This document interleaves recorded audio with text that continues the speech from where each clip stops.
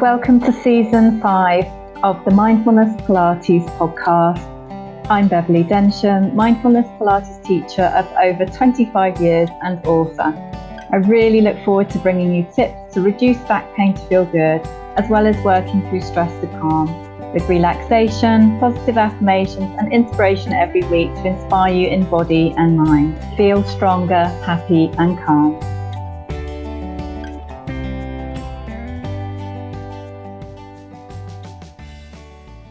So on this week's podcast, I'm really pleased to be interviewing Anna Illingworth, who is a solicitor of 30 years plus experience, who specialises in employment law and contentious probate. Anna's professional passion is acting for victims of discrimination, especially disability and age discrimination. And her professional highlight is having acted and won the case for the oldest ever claimant in an age discrimination case. You can hear more about that in the show notes as well. Her firm is Robey Morris, and she's a partner in the law firm there. And I'm just really, really pleased to be interviewing her today. And Anna, actually, me teaching Anna the stress to calm tools and workshops and one-to-ones and classes and workshops for her team, Robey Morris. That all inspired the brand new book, Stress to Calm in 7 Minutes for Lawyers, coming out, which is now out in the bookshops. It's on the shelf, and really excited to let you know about that. And if Anna hadn't come to ask me for help with her stress levels, I wouldn't be talking to her on this podcast today. And it's turned into a whole series of books, not just this book, but this is the first of the Stress to Calm series. It's out on Amazon, Waterstones, all good bookshops, and may it help many, many lawyers and their teams and law firms around the world. It's launching in the UK and USA, out on paperback and Kindle, and it's very exciting. So watch this space. I really hope you find today's interview with Anna helpful, informative and inspiring. So big welcome to today's podcast, and it's a guest week, so I'm really pleased about this. It's all about working through stress to calm in 7 minutes for lawyers, or less, or more, whichever you want to do. So I'm really pleased to be introducing you to Anna Illingworth today, who is a solicitor and partner in the law firm Robey Morris. So Anna, big welcome. Do you want to just tell us a little bit more about your work and what you specialise in as well, how long you've been doing it? Good afternoon. Yes, thank you, Bev. Yes, I'm a solicitor. I've been in practice for over 30 years. These days, I specialise in employment law and contentious probate. And with employment law, I act for employers and employees, and I with particular emphasis on discrimination work. Yeah, that's lovely. Thank you very, very much for sharing. So, how did we meet? First of all? And it's actually quite an exciting time actually, because let's start with how we met first of all. We met networking, Bev. We met through Women in Business Network during lockdown at a remote. I'm guessing it was a remote lunch, but of course we didn't have lunch around a table then, did we? We just had lunch with us and nibbled away in quiet times. Yeah, exactly. So yeah, it was really, really lovely to meet you there.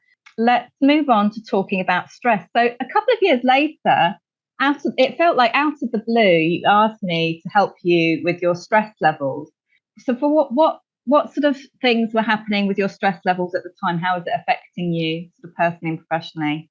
I think the biggest thing that I noticed was that I wasn't able to manage and compartmentalise my professional life and my working life in the way that I had been. So, for example, I found that I was spending too long thinking about challenging matters, challenging clients, challenging situations, to the extent that I would ruminate on those things and sometimes wake up in the night thinking about those things and worrying them. And it was the balance between my personal and professional life was being overwhelmed. And I think that was something that became much worse during COVID, when we were all otherwise a bit more isolated from contact we might have had with colleagues and so on. Yeah.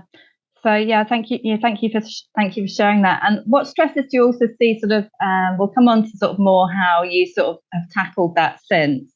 Well, Yes, I mean, I think one of the things I noticed with that bed, because I was, found myself to be more stressed, is different pain. So pain that I'd had in the past, which was in my low back, which had been occasional, became an almost permanent thing. There was always a degree of discomfort, and there were things I could do to make it worse. So I came to you because I wanted help managing both my mental and my physical state. Yeah. And what sort of, are you also noticing that others in your industry are affected by stress as well? Yeah, absolutely. I think it's something that we talk about amongst ourselves and that we're aware of feeling personally and seeing in our colleagues. Yeah. I mean, I've got some statistics here that I've brought along from the World Health Organization. And they're saying that just overall that 43% of adults have adverse health effects from stress, and that it's a massive percentage of those going to the GP with stress-related ailments being 75 to 90%. Then they go on to talk about what it's costing businesses and employers. It says stress costs employers £300 billion annually in absenteeism, low overall per year, and that's also in absenteeism, being off work, lower productivity, and all those sorts of things. And the Lawyers Gazette have had several articles coming out also on mental health as well. In the Lawyers Gazette was stated that 1 in 10 young lawyers worldwide are experiencing suicidal thoughts. And there's also about half of lawyers under 30 having experienced depressed thoughts, and also issues including fatigue, disrupted sleep. You mentioned disrupted sleep and anxiety. So after meeting you and you asking me for some help with your stress, obviously we started working together, and it's actually quite an exciting week, because since working with you, I then worked with quite a few of your team, and that also then led on to the book Stress to Calm in 7 Minutes for Lawyers coming about. And if you hadn't have asked me for that help, none of these things would sort of be happening really, and obviously then helping more people with it, which is lovely. But how have you found you were actually, so it's been really lovely since then. I then asked you, we asked you, would you write the foreword to our book? And you said yes, which is really lovely. So thank you very, very much for that, Anna. Yes, I want to say a big thank you for that before we move on to talking about the tools a little bit. Well, it was my pleasure to be and my honour to be asked, Bev. It's not something I've done before, and I was delighted to do that for you, but also delighted to have been part of what triggered this, what triggered you to think through a series of really short 1 minute activities that people like me could undertake in their daily life to make themselves feel better, perform better, look better, and so on. Yeah, that's right. Because I just had this inspiration after initially teaching you that I could take the kind of Pilates exercise out of it mostly, and that it could be taught practically at the desk in your work clothes. Not all you need is a glass of water, a pen and paper, and that's about it. You can just come to the workshop or class. So how did so there are 7 tools that are in the Stress to Calm sort of toolbox that I taught you. Which ones have you found helpful in particular for you?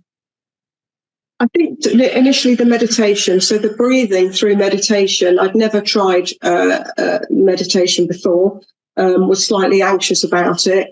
But I was aware of breathing because of other exercise that I do. And so just the counting breathing for me was life-changing, because it has an instant calming effect, a calming physically on the body and calming on the mind. So that was the first thing that gave me just an incredible feeling of relief when I was feeling my most stressed and my most anxious. Yeah, thank you, Anna, because what we're going to do in today's podcast episode is to treat the listener to, I don't think I've taught you this particular counting, breathing meditation before. I made it up especially for you in the podcast today and the listener, but particularly inspired by what you find helpful, which is the breathing when you're counting and concentrating on what you're doing.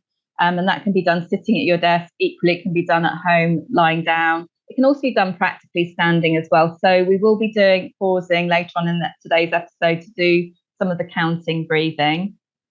So that'll be really nice. So what other tools have you found particularly useful for you? Stress to Calm Off Happiness is one that I really loved, because I like the idea of choosing happiness. And it's so true. You can choose to see things in a particular way, choose to put a smile on your face. And it genuinely does change your outlook and your feeling and your perception at that moment, which I think is again, an incredible power to become aware of. Yeah. I think that has to be one of my favorites that I teach. I think what I love about that particular tool is that you can go from any state. You can be in a stress state and go to a calmer state, but it's kind of got it's like a 4-in-1 benefits exercise. You can calm down, but equally you can feel, as you say, happier. You've got smiling in it. There's even research on the benefits of smiling. It's got a high power pose in it, so that that can help, lift your mood, that can boost confidence, boost success. So a lot of people have said, though, there isn't actually particular research on this bit, that people say, a lot of people say it boosts energy levels a little bit. So that's quite nice as well. So thank you for sharing a little bit about that one. You said there were a couple more you wanted to talk about as well. Yeah, I mean, last thing I'd say about the happiness was when we had the group sessions, you could see everybody participating in that, smiling at the end of it. And that was something that was just commonly reported by everyone. It made people smile, it made people laugh. But there's the other one that I loved, and which again for me was something I'd never done before, but is now part of my regular daily routine, was journaling. And that really helped me for two reasons. It helped with resilience because it helps with perspective. It makes you focus on positives. It stops that negative mindset where you're just dwelling on the negative and the bad. And it forces you, because of the positive affirmations you choose to think about, to really see a positive dynamic. And it makes you be kind to yourself.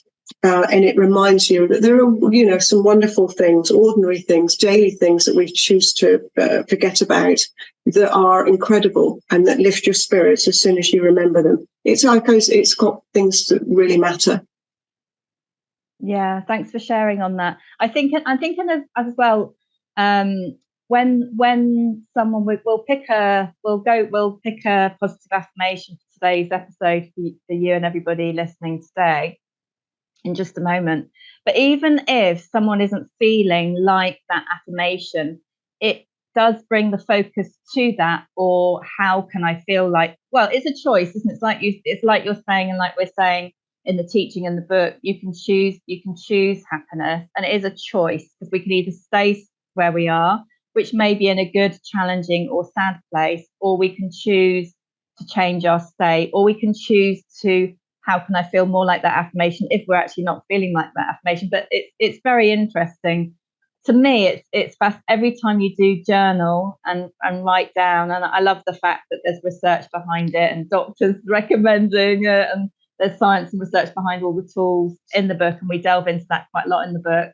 And you were actually, I promise to pick it on in a second, but you were actually you're the first person to read it, apart from me, my co-author, Janie Lee Grace, and obviously publishers, McNider and Grace, Carolina McNider and Grace. But yeah, you're the first to have a sneak peek of the book. Well, and again, what an honour, and thank you.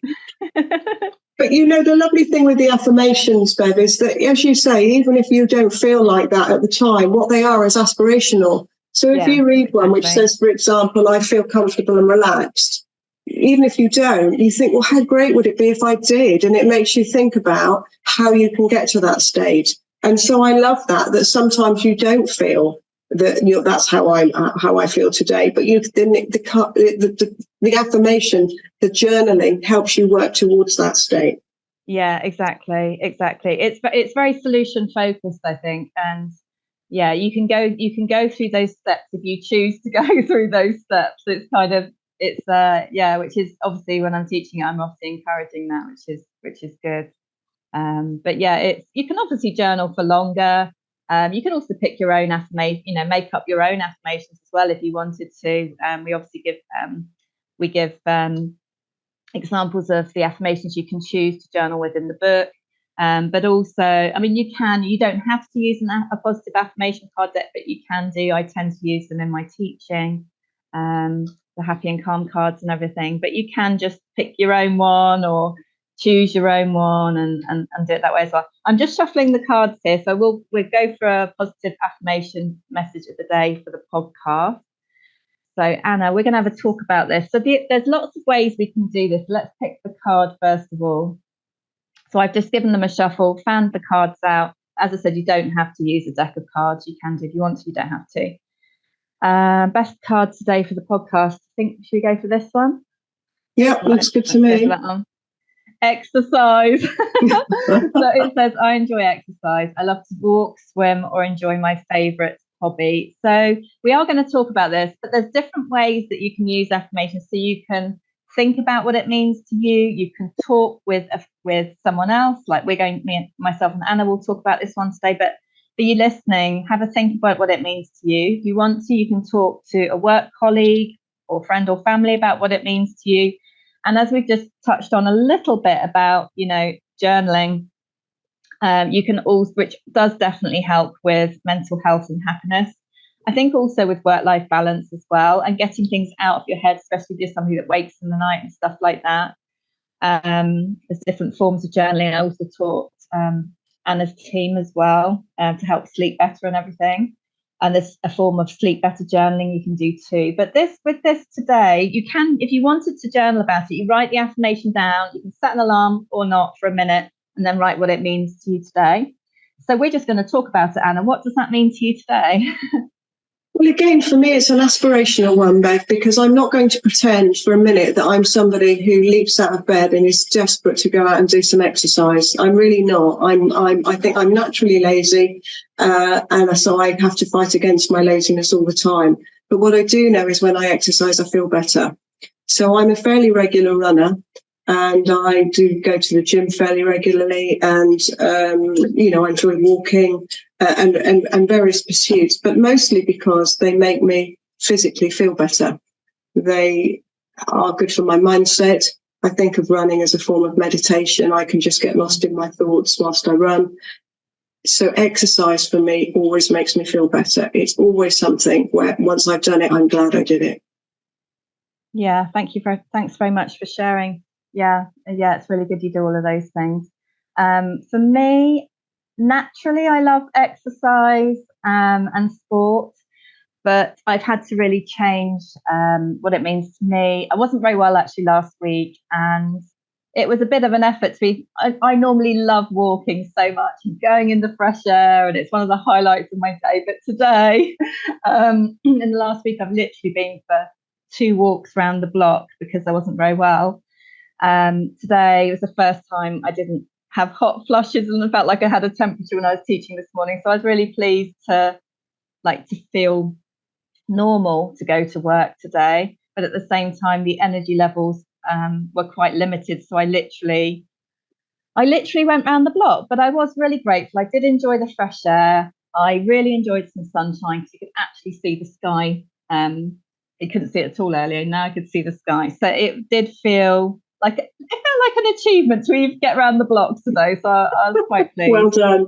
Yeah, so it might not be very far, but it's how I'm going to carry on the week, sort of thing. So that is the plan. So yeah, that's how we, and then it can then carry on into more of a conversation. Anything you want to add to that, Anna?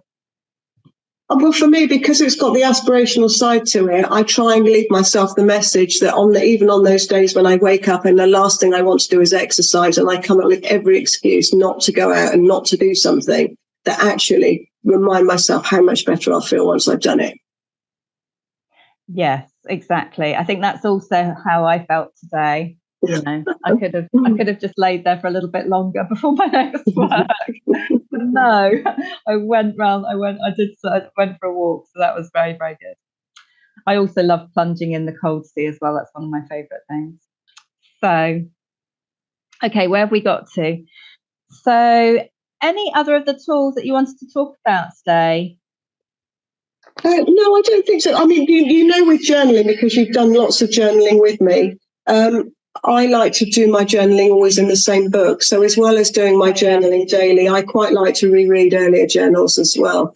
And that's just something which, as I say, was not part of my life at all before we met, but now is a big part of my life, and something which I think helps me with really good positive perspective on life. Yeah, it's actually very, very beneficial to do that. I've just got myself another brand new one for my 1 minute journaling, because I do different lengths of journaling, but with the 1 minute journaling, I like you, I have a special notebook for it, and it is very, very valuable and useful to reread it. You know, it's great to just dedicate some time over a cup of tea on a separate occasion to have a reread. You know, there might have been some action steps to take from previous journaling. There might have been some learning, you know, there could have been some inspiration. There could have been, as I said, different learnings to take from it as well, or solutions to come up with, which might have brewed in the meantime, and then come up with them and things. So it's such an interesting one. It's such an interesting one. Yeah, thank you for sharing that, Anna. That's really, really great. We do also delve into desk stretching and power stretching, and other types of good posture, goal setting visualization in the teaching and book as well. I think the goal setting visualization can help with work-life balance a little bit, and take the mind often the work schedule. Would you say the work schedule's pretty intense and concentrated, and there's a lot on the schedule? Do you find taking a break to think about a personal goal as a good use of time? I do. I mean, yes, solicitors typically charge by time spent, and so your day is broken down into hours, which are then broken down into 6-minute units. And so you have a target for the number of chargeable hours that you record on a daily basis. And that's it's fairly traditional way that lawyers charge. So it does mean that you feel that all of your time is accounted for. Now, if you have a day where you have lots of deadlines that all hit at the same time, you can start the day literally not knowing where to begin. So for me, goal setting can take a practical can give practical assistance with that, where I see the end of my day, which is that I've met all of those deadlines. And so in goal setting, I think about how I'm going to manage them, quite often doing what seems to be the most difficult or the most challenging or the most off-putting one first, gets the ball really rolling so that you can move through. So for me, my goal setting tends to be a kind of a process, but it gets to the goal of having ticked everything on the list by the time I finish my day. And that I don't know whether goal setting works in that way for everybody, but that's what I find beneficial for me, a kind of methodical approach to my day that helps me get through. Well, partly help me get to the goal, which is ticking everything off, having done it, but also prioritizing, because some things probably can go till tomorrow, and it just makes a more manageable approach to the day rather than just kind of embarking on everything all at once. Well, and thank you. And when do you find the tools most useful for you? Are you using them as a morning routine, evening routine, or are you just grabbing a minute here and there in between? You know, when you get stressed. Yeah, I mean, when I'm really stressed. So when I know I've got a difficult week with lots going on, I do it every day because it gets my head in the right space for the start of my day. And then I know I've got a few tools, like for me, typically the breathing, which I can pull out when I need them during the day, sometimes before a difficult piece of work, sometimes sometimes after a difficult call. In other times when I'm under less pressure, I don't feel the need to do them every single day, but I'll maybe do them once or twice. And if I find that my day changes, something unexpected happened, then I can always do those at any stage in the day. I can do one or all of the tools just to get my mind back into the right place again to complete my day. Yeah, thank you very much for sharing. I'm hoping that's going to motivate you listening. Yeah, I feel my job is to empower you with the tools, but also to encourage everyone, you know, to motivate people to practice, because I think some people, I don't know whether you'd agree with this, but some people find it easier. I think it's one thing to form a habit, but then it's about knowing that tool is there to keep picking up when you need it and want it, or it's preventative as well. What do you think, Anna? Well, definitely. And I think the preventative point is an important one, Bev, because one of the things that I find is that probably like a lot of people, once the pain goes away and the stress goes away and I have a couple of nights of sleeping soundly, the pressure to keep up the good routines falls away a little bit because you feel you're back in control and this is all fine.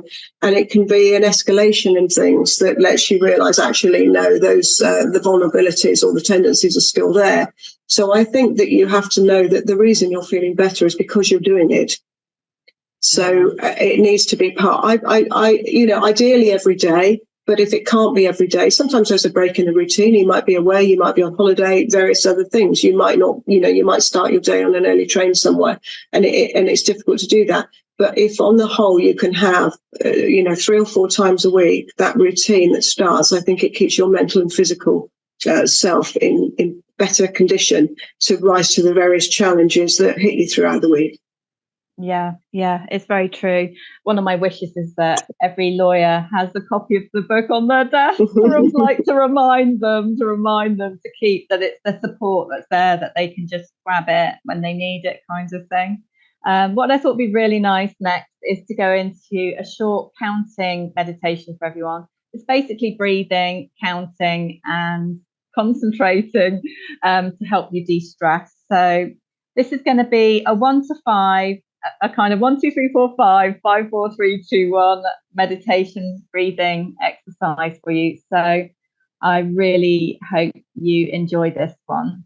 Enjoy. By the way, you can do it sitting at your desk, is absolutely fine, but it can be done sitting, standing, or lying down. Enjoy.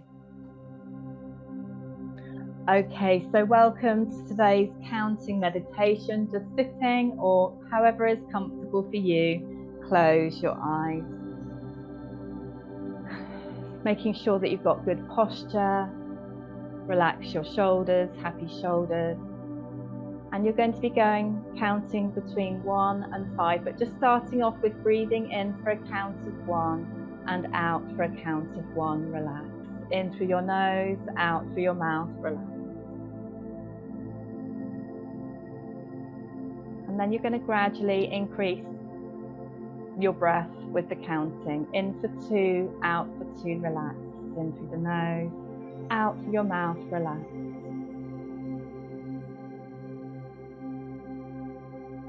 And then in for 3 and out for 3. In through your nose and out through your mouth, relax. And just let your tummy rise and fall. Relax your head, neck and shoulders. On the next one, it's in for 4 and out for 4. Relax.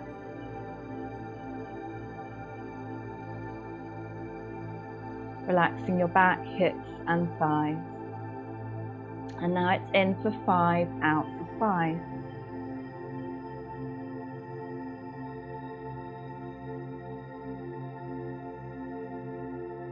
And now we're going to count back from 5, 4, 3, 2, 1.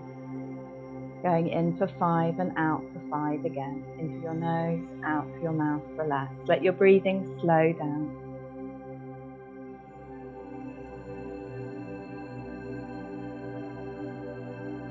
And in for 4 and out for 4, relax.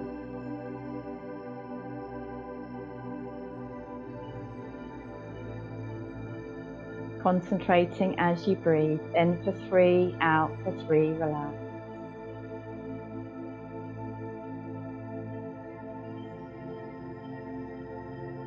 And in for 2, out for 2, relax.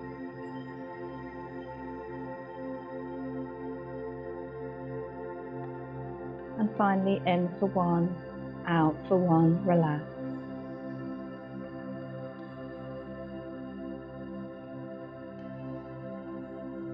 You can either do this all over again,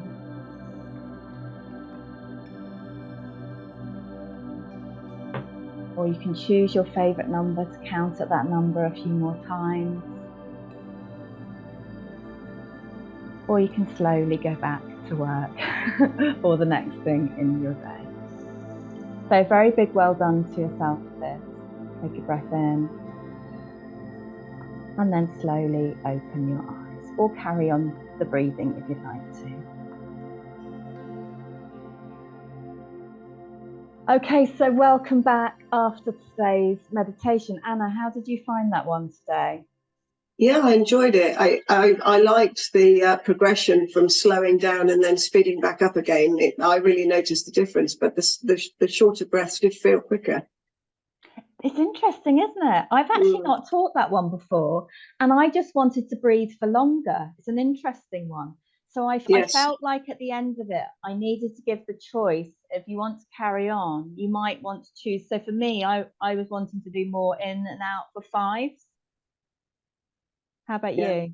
Yeah, the same. I went back to the 4, actually. I like the 4, so I went back and did a couple of 4s and then came. But actually, it was quite nice going to the ones to sort of bring me back into the day, if that made sense. So to come and then stop then and carry on with work, that I think probably works quite well. Yeah. But sometimes you just want to stay there a bit longer. But yeah, no, thank you for sharing your feedback on that. But yeah, it's one of those ones you can do whenever you like. Also, it's quite good to think, okay, you can even do this in bed at night to help you sleep better, or you might have a moment at your desk, or you're on the train, or you've been rushing from A to B, or it might be before a court hearing or before stressful appointments, or to recover from. You can use it as recovery, you can use it as resilience and strengthening. So you sort of choose how you want to do it. I mean, firefighters in America, for example, they constantly do, breathing on the job, especially when they're in a fire or something. And they do it to preserve oxygen levels as well as to help their mental state as well. With things like the box breathing, the 4-4-4 breathing, that's also taught in the NHS for better mental and physical health as well. So there's so many types of breathing, but yeah, we chose that one today, Anna, because you wanted to do some counting breathing. So absolutely, my favourite. Yes. Yeah, you found that the most effective.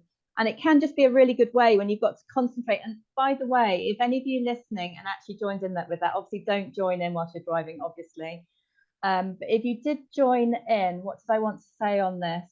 If you lose concentration and you've got to counting in for 3 and out for 3, but then you've wandered, your mind's just wandered off basically, and it's forgotten all about the counting. It's forgotten all about the numbers. This does happen sometimes, especially if somebody's tired or got a lot on. Just forgive yourself, say well done for joining in, but just go back to the number you were at, or start again. But whatever, that it really doesn't matter. But sometimes you will. This has happened to me personally many times in the past, where I've lost concentration, completely lost the number where I was, and it's like, oh, I got to number 2, I think, and then just start number 2 again, and then, and off you go again, and that's absolutely fine. So yeah, just kind of wanted to mention that, really. So we picked an affirmation. So they've done some breathing for you, so which really wanted to do. What else do we want to talk about today? They were the main things I wanted to talk about. But yeah, how did you find helping? Because it's really great that you yourself and your partners have dedicated some time to the stress management, mental health and well-being of the team. And I thought we'd also just mention a little bit about mental health, because something that I am passionate about is helping with mental health, which is obviously well-being and stress management. It's all part of it. So yeah, I just want to say thank you that you have actually made an effort as a company to help your team with their stress management. How did you find? I know you shared a little bit about the happy exercise earlier and how that helped your team. How did you find it overall? I think once we started doing that, as we did it as a group, it was there were the common themes, the things that people were struggling with, which they some of them chose to open up about and discuss. But I think all of them reported feeling better after sessions. All of them were surprised, I think, in the same way that I was, by how much little things like the breathing. You know, we all breathe it all the time, every day, don't we? But the way that you breathe, thinking about your breathing, helps your feeling of well-being. That stretching at your desk relieves those aches and pains in the necks and the aches and pains in the shoulders that you become chronic, that you almost don't realize you've got them until you do something which removes them. So these were common things that we discussed. And I think one of the things that everyone remarked on in the sessions was that we checked in regularly about what our stress levels were. And quite often people were feeling very stressed at the start of a session, and literally tool by tool by tool, those stress levels dropped. And people, you know, were feeling comfortable in their skin again, comfortable in their neck and shoulders, breathing calmly, with calm minds, ready to focus after the sessions. And that was just felt by all participants, you know, from other lawyers to secretaries to receptionists. People all felt better about their day once they'd been through the tools. Yeah, thank you for sharing that, Anna. And as you say, it's for the whole team. It isn't just for you know, solicitors, lawyers. It's for the whole team, which is really important. And you know, some people, you know, not sleeping so well, and you know, some sleep improved. I think typically the stress reduced between about, I always, as you say, I always do the stress levels before and after, however, you know, checking in with everybody. I think the only time the stress levels didn't reduce and then improve was when somebody had been on holiday, I think. So that's okay. So that was quite a good day. So yeah. Are there any parting words that you'd kind of you know, things you'd like to say for, you know, someone else in, you know, in your industry, tips for their stress levels you think, you know, might be parting words of wisdom from you? Well, I think that it's waking up to the fact that there's a physical and there's a mental aspect to health. You know, the physical things you can tend to see and feel. You can feel when you've got an ache, you can feel when your back goes, you can feel if you've got a headache or a migraine. But it's not necessarily so easy to notice some of the signs that all is not well in terms of your mental health. If you think about your emotional health, your social health, your psychological state, some of those things you don't necessarily notice there's an issue until something hits you. It might be not sleeping properly. It might be realizing that you're very short-tempered, snapping at people you don't mean to snap at, and so on. And those are kind of little alerts that all is not well in terms of your mental state. Sometimes it might be a nearest and dearest pointing out to you that you don't see in yourself. But whatever that is, take note in the same way that you would a physical ache and pain, and understand that you need to do something about it. And I think that the tools are a way that you can do something about it in a gentle way that's you know, effective from a time point of view, that you will actually have a little bit of fun with. It can help you with those signs of ill health that are not necessarily physical. Yeah. Thank you very much for sharing that. I think many people can relate to the snapping at somebody, or really snapping at somebody, or it can be a tone of voice, and somebody's tone of voice can be not so nice. And one of my things I notice, if somebody's tone of voice is goes more stressed or upset or angry, like, you know, you mentioned, you know, if somebody rises up to the other person's level, then the resilience, in my observation of myself and other people, then the resilience has dropped, and the inner strength and the mental health resilience has kind of dropped down as well. But yeah, thank you so much for sharing those sort of parting words of wisdom. And I'm going to put all your details of your website and everything in the show notes, but where can everybody find you to find out more about your work and the firm Rowberry Morris? Well, if you Google my name or if you Google Rowberry Morris, you will be able to find your way to us. That's great. Thank you so much for being a guest on the podcast today. It's really much appreciated, Anna. My pleasure, Bev. Thank you for having me. Thank you for listening to this episode of the Mindfulness Pilates podcast. Please rate and review on your podcast platform. You can access the free healing meditation and Pilates to ease back pain in 3 minutes morning routine on my website.